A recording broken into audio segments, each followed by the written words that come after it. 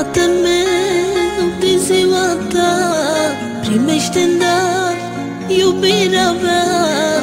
Mă rog la cer în orice dimineață și-ți mulțumesc că mi-ai dat viață. Ochii tăi pentru mine au plâns, fericire astăzi ți-au adus, dar și ochii mei plâng pentru tine, că ești tată lângă mine.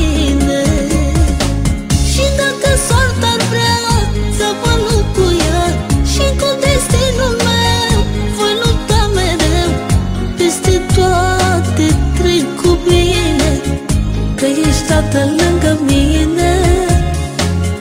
Voi lupta cu tot ce-mi stă în cale și nu voi ieși din vorbele tale.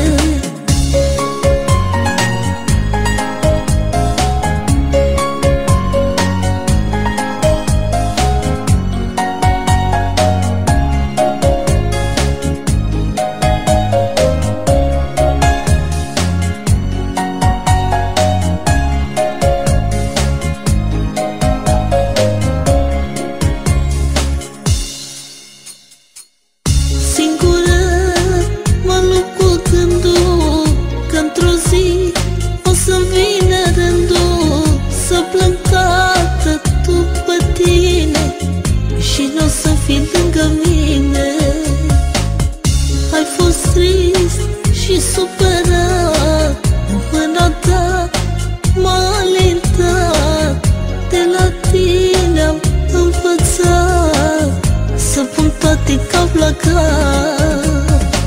Și dacă soarta ar vrea să mă locuia și cu destinul meu voi lupta mereu, peste toate trec cu bine, că ești tată lângă mine. Voi lupta